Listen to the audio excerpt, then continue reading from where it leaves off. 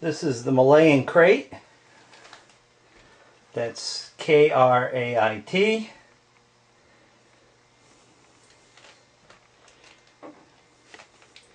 It's primarily only a snake eater, hence its triangular shape. It's not so pronounced in this species, but other species look like almost a perfect triangle. Mr. Krait is very thirsty from his long journey.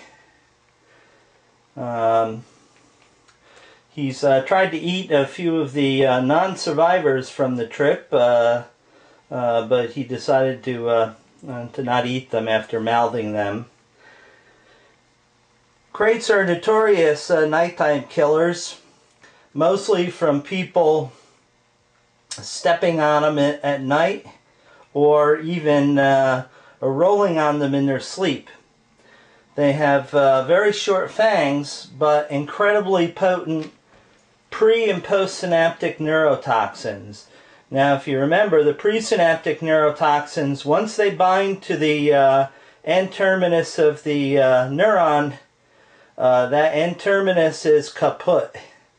It cannot be reversed by antivenin. That neuron either needs to be replaced or you do without that function. The postsynaptic neurotoxins that Mr. Krait has are reversible, providing you get the proper serum. Tiger snake antivenin actually works very well against species of krait as a stopgap. If you don't have specific krait antivenin, tiger snake antivenin works very well. There are a number of papers by David Worrell regarding this particular trait. Tiger snake is close to a universal antivenin as possible. Brian Fry told me that it's because many of the elapids are from the same offshoot family that the tiger snakes evolved from. Tiger snake antivenin also works for king cobra also, just as a sidebar.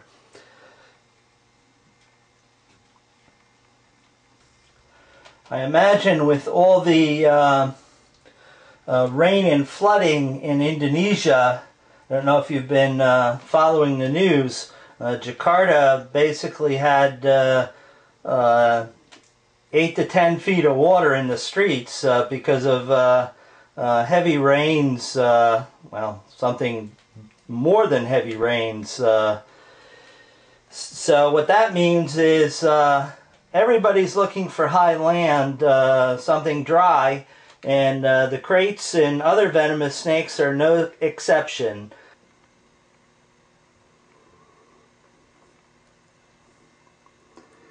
I really wonder how efficient snakes' drinking mechanisms are, because they seem to drink for a long time, and the water level in whatever they're drinking from just never seems to go down.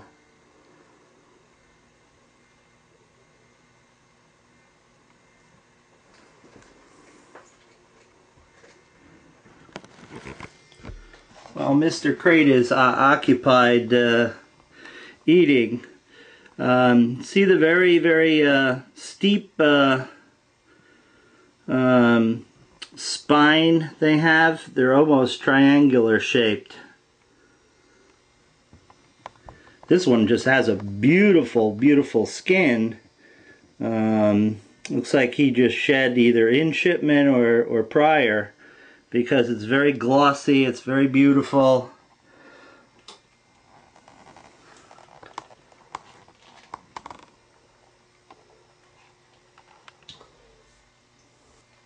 This is my favorite species of krait, Bungarus fasciatus, or the banded krait, but this is the Indonesian variety of that species, which is, in my opinion, somewhat but ugly. The mainland Asia variety is solid black with yellow bands that are all nice and perfect. This is sort of an interesting pattern, but it's but ugly in my opinion.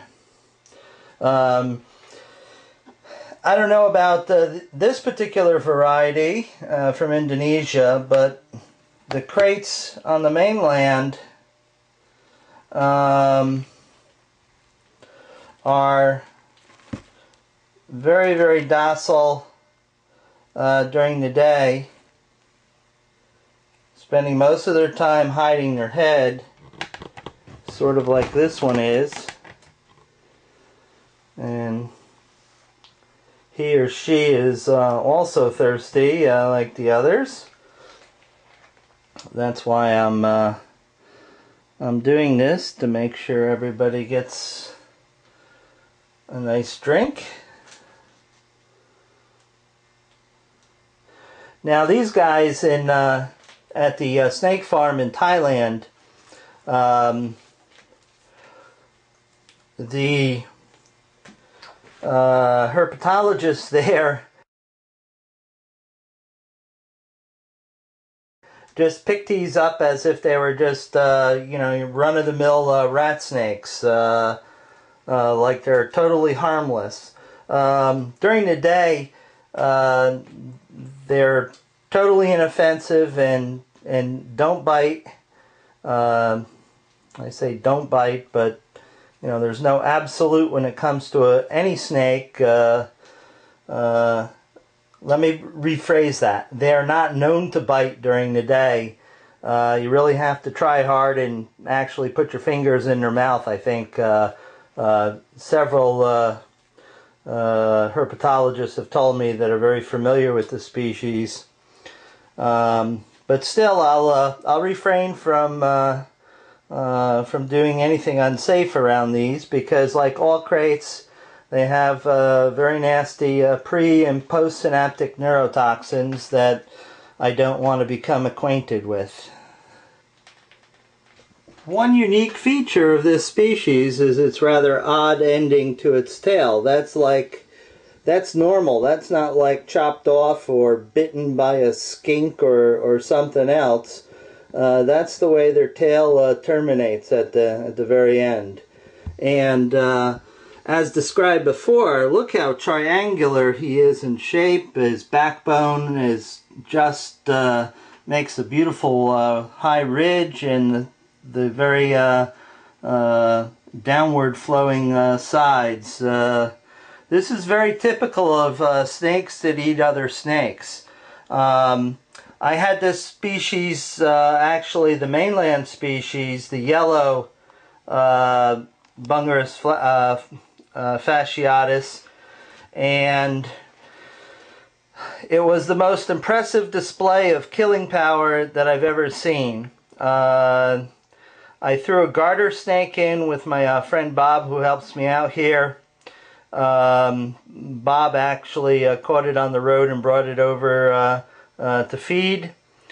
The Krait came out of its hut, chased the garter snake down, and bit it.